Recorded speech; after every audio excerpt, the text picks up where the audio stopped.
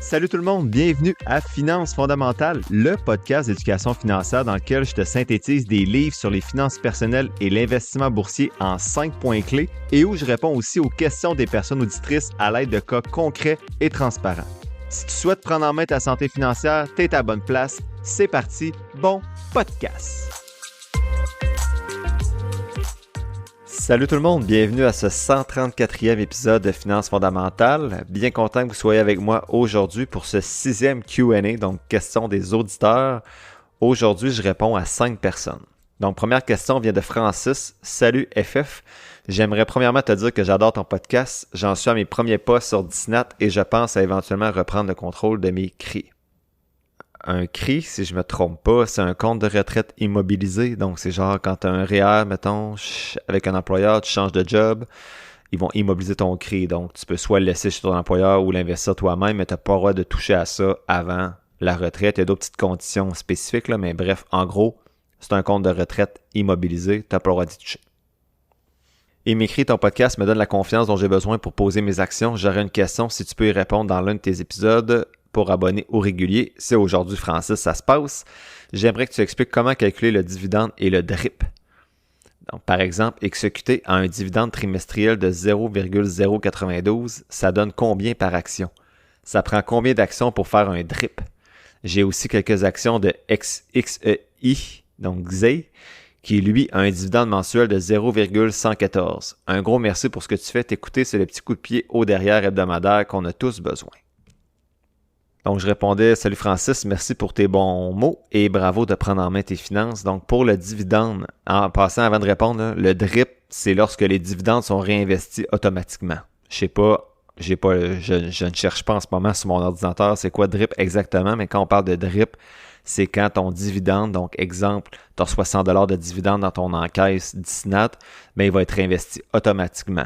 Donc, on en parle plus tard, mais un DRIP, c'est lorsque le dividende est réinvesti automatiquement. Il y a certaines façons de le faire. Donc, bref, ce que je répondais à Francis, pour le dividende, mettons pour exécuter avec 0,09 de dividende trimestriel, ça veut dire que tu aurais 9 cents par action. Donc, si tu as 100 actions exécutées, mais tu vas avoir 9$ de dividende. Pour XEI, tu aurais 11 cents par action. Donc, 11$ pour 100 actions. Personnellement, je préfère regarder les distributions en pourcentage. C'est pas mal plus simple pour mon cerveau. Ça me permet donc de diviser ton montant par le pourcentage indiqué et tu as ton dividende. Donc, par exemple, 1% de dividende sur un montant investi de 10 000$, mais ça va te donner 100$ de dividende. Pour le DRIP, il n'y a aucun montant minimum exigé comme tu te questionnais. Tu dois seulement contacter ta plateforme de courtage pour demander que ce soit fait et ils vont te dire si c'est possible ou non. Personnellement, j'ai jamais mis en place de DRIP.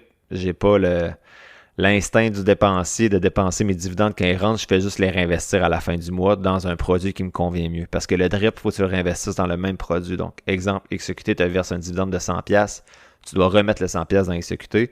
Mais tu aurais peut-être le goût de le mettre ailleurs, ce dividende-là, ou pas. Donc, bref, contactez votre plateforme de courtage. Je disais bon dimanche à Francis. Question numéro 2 vient d'Émilie. Elle me dit: bonjour, avant tout, je comptais te remercier. Ton podcast m'a fait ouvrir les yeux et je compte dans les prochains jours investir de manière autonome dans des FNB indiciels. Elle me disait: tes explications sont très claires et pour la première fois, je peux dire que je comprends un peu mieux le monde des finances et de la bourse. En passant, je ne choisis pas juste les messages qui sont gentils. Honnêtement, c'est incroyable. Tous les gens qui m'écrivent, à part une personne depuis 3 ans, c'est tous des commentaires positifs, des questions super pertinentes. Donc, vous êtes incroyables. Merci beaucoup. C'est vraiment le fun de jaser de finances avec vous. Elle m'écrivait: Émilie, en revanche, j'ai une question pour toi. Mon chum me propose d'investir la moitié de mon patrimoine, soit environ 25 000$ dans des actions dividendes, par exemple TD. Et de prendre les dividendes pour faire fructifier mon compte FNB passif qui serait exécuté. Donc, elle mettrait la moitié, 25 000, dans des actions à dividendes et l'autre moitié dans exécuté et elle utiliserait les dividendes reçus dans la partie dividendes de son 25 000 et elle réinvestirait les dividendes dans exécuté. Donc, elle dirait: de cette manière-là, je n'aurais pas à injecter de sous qui proviennent de mon salaire annuel. Elle dit qu'elle tente de lui expliquer que c'est mieux de mettre le tout dans un FNB comme VFV ou exécuté avec un meilleur rendement et de continuer à injecter un pourcentage de mon salaire annuel et d'attendre la magie des rendements composés. Elle dit, je voudrais lui expliquer en chiffres avec l'option 2 qui est plus payante, mais j'ai un peu de difficulté à faire les calculs. Penses-tu que tu pourrais m'aider à lui expliquer pourquoi ça serait plus payant à long terme? Je m'excusais d'abord, Émilie, pour le délai de réponse. J'ai décidé de concentrer mes réponses aux auditeurs le dimanche parce que j'ai une semaine de fou. Puis maintenant, j'essaie de répondre seulement le dimanche, mais j'ai de la misère à pas répondre tous les jours. Mais bref, j'essaie d'être plus efficace dans mon organisation d'horaire. J'avais dit dans une réponse express, lorsque j'ai répondu la semaine, que je ferais le calcul pour bien répondre. En relisant, il n'y a pas vraiment besoin de calcul si je comprends bien sa question-là. En gros, mettons qu'elle a 50 000 à investir. Son conjoint lui dit de mettre 25 000 dans les actions à dividendes, 25 000 dans Exécuté. Et mettons ensuite de seulement continuer à contribuer dans Exécuté avec les dividendes au lieu de continuer à injecter de l'argent. Ma réponse est simple. Il n'y a aucune chance que sa stratégie au conjoint, l'option A, batte le fait de continuer à investir des montants réguliers, donc l'option B d'Émilie. Le problème, c'est pas tant les actions à dividendes, mais plutôt de croire que les dividendes sont de l'argent gratis. Donc, je t'explique ça avec un exemple concret. Dans le scénario A, tu mets 25 000 dans VDY. Donc, c'est un FNB de dividendes canadiens. C'est mieux que de cibler des actions individuelles, selon moi, comme TD qui vient de planter solide au moment où j'ai répondu à Émilie, et 25 000 dans Exécuté. Pour les besoins de l'exemple, on dit que chaque placement fait 10 %, mais que VDY fait 5 % de dividendes et Exécuté 1 % de dividendes. Donc, le rendement total est de 10 % dans les deux scénarios, mais un fait 5 % de dividendes, l'autre 1 %. On s'entend que dans cet exemple-là, si les dividendes sont réinvestis dans l'un ou l'autre des véhicules de placement, que ce soit VDY avec le 5 % de dividendes ou Exécuté avec le 1 % de dividendes, mais le rendement va être le même si c'est dans un CELI. Parce que si c'est dans un compte non enregistré, le dividende va être plus imposé, donc moins avantageux. Mais dans un CELI, le rendement total va être de 10 % dans les deux cas.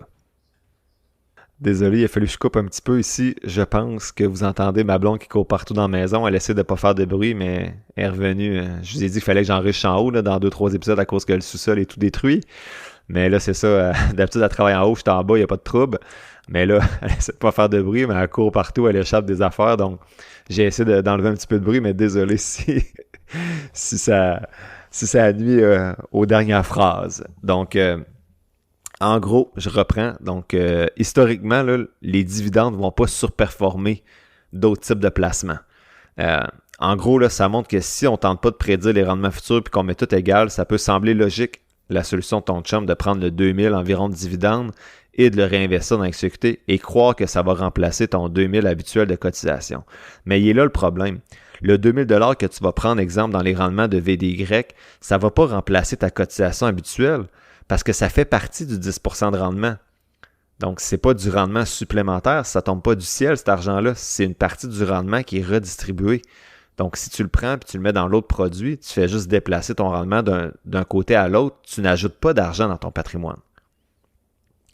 Les dividendes, là, c'est comme une machine distributrice. Si tu as 100 $ dans ton compte et que tu retires 20 $, tu n'as pas 120 $, tu as encore 100 $, 80 dans la machine puis 20 $ dans tes poches. Je dis dans la machine, là, à la banque, vous comprenez? Là. C'est pareil avec le dividende. Dans ton 10 % de rendement, le 4,5 % de dividende ou le 5 % de dividende, il est inclus. C'est pas de l'argent gratis, ça fait partie du rendement. Donc, si tu comptes juste sur le dividende pour cotiser à Exécuté, au lieu de continuer à cotiser, mettons, 2000 $ chaque année ou plus, mais en réalité, c'est comme si tu ne cotisais plus pantoute. Donc, à long terme, tu perds un énorme rendement potentiel. Si tu mets 25 000 dans VDY et 25 000 dans Exécuté, mais que tu continues de cotiser normalement dans ces deux comptes-là, puis que tu fais tout simplement réinvestir les dividendes de VDY dans VDY et les dividendes d'Exécuté dans Exécuté, mais là, c'est juste une stratégie de répartition normale entre deux FNB. Ça revient, c'est le choix qui est propre à chacun. Là. Tu décides bien la répartition de tes FNB. Mais de croire que le dividende de VDY, par exemple, va remplacer ta cotisation, là, c'est une énorme erreur selon moi parce que si tu cotises 2000 par année, c'est 40 000 $ de moins de cotisation sur 20 ans et j'imagine que tu cotises plus que 2000 par année. Donc, c'est que ce montant-là, en moins, tu ne vas pas profiter des rendements composés sur celui-ci. C'est une belle phrase, encore une fois. C'est une longue réponse, mais en gros, mon point, c'est que ton conjoint se trompe, selon moi, en pensant que le dividende va remplacer ta cotisation. Pas dans une phase d'accumulation, là. Assurément, c'est pas une bonne stratégie, mais si ton conjoint disait juste d'avoir deux FNB différents, un à dividende, l'autre pas à dividende, et au pire, tu prends les dividendes de VDY pour les mettre dans Exécuté dans l'exemple que j'ai fait, mais que tu continues à cotiser ton 2000 par année, bien là, il n'y a pas de problème pour moi. C'est juste un choix de répartition. Mais s'il dit d'arrêter de cotiser en pensant qu'avec 25 000 $, le dividende va te permettre de remplacer ton 2000 $ de cotisation par année, mais là, je pense que c'est se mettre le doigt dans l'œil. Il y a quelques semaines, j'avais proposé de faire de la publicité sur le podcast pour éliminer les publicités automatiques de Spotify. Je vais vous avouer, ça ne s'est pas précipité pour acquérir ces publicités-là. Donc, ce que je propose aujourd'hui, c'est 50% de rabais sur le prix habituel pour faire de la publicité, soit pour les services que vous offrez, le produit, ou pour donner de la visibilité à votre entreprise. Donc, pour les 2 prochains mois, 50% de rabais et c'est plus de 30 000 personnes qui écoutent le podcast à chaque mois. Donc, faites-moi signe en privé si ça vous intéresse. Question numéro 3 de Mathieu. Bonjour, je suis dans le début de la trentaine, je viens de Fermont et je reviens rester à Sherbrooke où je suis né. Je suis ton podcast depuis longtemps et tu m'as apporté beaucoup de valeur. Félicitations et continue, c'est impressionnant. Je suis un nouveau contributeur à ton podcast et je me demandais si c'était possible d'avoir le chiffrier d'analyse dont tu as beaucoup parlé dans tes podcasts. Je l'ai bien sûr envoyé à Mathieu par la suite. Et il me disait, j'ai aussi une idée de podcast à te proposer, ce serait sur la macroéconomie afin d'investir. Il dit qu'on pense que l'indice Nikkei, qui a pris 30 ans à revenir à son pic, ça c'est l'indice japonais si je ne me trompe pas, est-ce que ça serait avisé de se baser sur les données historiques des marchés pour estimer les rendements futurs? Et il dit quand François Trahan en discutant dans le podcast Le Monde à l'envers, on a tous une opinion différente sur lui, c'est bien correct comme ça, il énonçait que les analystes regardent dans le rétroviseur de l'économie au lieu de regarder en avant. Est-ce que ça serait plus avisé de regarder la tendance générale de l'économie d'un autre point de vue pour prendre des décisions d'investissement? Il dit c'est le genre de questions que je me pose, pas besoin d'y répondre, mais c'est pour apporter des idées de podcast. Ma réponse, salut Mathieu, merci pour tes bons mots. Bon retour à Sherbrooke où il fait bon vivre quand ta maison n'est pas inondée, bien sûr. Donc, merci pour ton idée. Mais je fais juste des synthèses de livres. Donc, généralement, là, au moment où j'y ai répondu, je faisais juste des synthèses de livres. Là, j'aborde d'autres sujets, donc c'est plus vraiment vrai ce que je disais. Mais pour répondre à sa question, son commentaire sur la macroéconomie, ça irait à l'encontre de ma philosophie et de celle des meilleurs investisseurs comme Buffett. On ne peut pas prédire les marchés boursiers. Donc, tu parles de ceux qui regardent dans le rétroviseur au lieu de regarder en avant, mais ensuite, tu dis aussi de se baser sur les données historiques pour estimer les rendements futurs, donc de regarder en arrière pour prédire ce qui arrive en avant. L'histoire montre pourtant que chaque événement historique n'a pas le même impact sur les marchés boursiers. Ce qui est un peu plus constant, c'est la nature humaine qui panique, elle, dans ces mêmes moments-là et qui répète les mêmes erreurs, comme tenter de prédire les marchés boursiers. Donc, ma réponse courte à Mathieu, je ne perds pas de temps à jouer les devins, je suis tout simplement les indices sans trop tenter de m'en faire et je regarde à long terme. C'est plus efficace selon moi et beaucoup moins stressant. Donc, un gros merci quand même pour ta réflexion, Mathieu, même si on pense différemment sur ce point-là. Pour les documents, j'ai envoyé à la fin du mois, mais j'ai envoyé un petit peu plus tôt pour qu'ils puissent en profiter pleinement quand ils sont abonnés à mon podcast. Question numéro 4 de Michel. Bonjour. Est-ce que c'est possible ou une bonne idée de cotiser à des REER une fois qu'on est à la retraite? Je prévois prendre ma retraite d'ici 1 an et mes cotisations CELI sont au maximum. Merci. PS, j'adore votre podcast. Je suis rendu à l'épisode 32. Elle dit qu'elle a passé l'épisode 19 à 26 qui traitait de la bourse un peu plus avec l'analyse fondamentale et je la comprends, c'est un peu plus complexe. Donc, ma réponse courte à Michel, oui, c'est possible de cotiser au REER jusqu'à 71 ans. Idéalement, on essaie de décaisser le REER avant le CELI pour pouvoir le décaisser progressivement et diminuer l'impôt avant d'être obligé de le transformer en fer. Tu pourrais donc plutôt retirer du REER pour cotiser à ton CELI si tu as de l'argent supplémentaire à chaque année. Les cotisations CELI continuent de s'accumuler même à la retraite. Donc, c'est difficile de répondre parce que je ne connais pas sa situation financière, mais j'espérais que ces informations pouvaient l'aider un peu. Donc, oui, tu as le droit de continuer à cotiser au REER jusqu'à 71 ans, mais si tu as du surplus d'argent à ce moment-là, tu es peut-être mieux de juste garder ton argent, de cotiser dans le CELI au lieu de continuer à cotiser dans le REER ou de faire les deux si vraiment tu as des surplus financiers. Mais à la retraite, je ne vois pas comment tu pourrais générer des milliers et des milliers de dollars supplémentaires qui permettraient de cotiser à ton REER et ton CELI, à moins que tu aies un fonds de pension, puis que ton fonds de pension est déjà trop gros pour ce que tu as, puis tu continues à cotiser REER CELI. Mais rendu à la retraite, là, l'objectif, c'est commencer à décaisser de façon progressive son argent pour la retirer sur 30 ans, mettons, et pas continuer d'accumuler pour retirer un gros moton à la fin ou être imposé sur un gros moton quand on décède. Là. Donc, avoir les stratégies peut-être avec ton professionnel, mais oui, tu as le droit de cotiser au REER même si tu es à la retraite jusqu'à 71 ans. Dernière question pour aujourd'hui, la question de Mélissa, question numéro 5. Bonjour FF, j'ai une question pour toi. Je me demandais quels sont les impacts fiscaux du fait de cotiser à un CELI US. Je suis sur Disnat et j'aimerais bien acheter des compagnies US de temps en temps parce que j'investis de plus en plus dans des FNB indiciels dans mon CELI canadien. Merci d'avance, bonne journée. Donc, Mélissa, le seul impact différent que dans un CELI canadien pour un CELI US, c'est que les dividendes vont être imposés à 15%. Donc, c'est pas grave si certaines compagnies que tu sélectionnes en versent, mais il ne faut pas que ce critère soit central dans ta stratégie de sélection des titres. Donc, la méthode Norbert-Gambit peut être intéressante si tu transfères des montants plus élevés que 1 000 $. J'en parle dans l'épisode des abonnés du 16 juin. Puis tu peux faire tes recherches sur la méthode Norbert-Gambit, donc Norbert Gambit.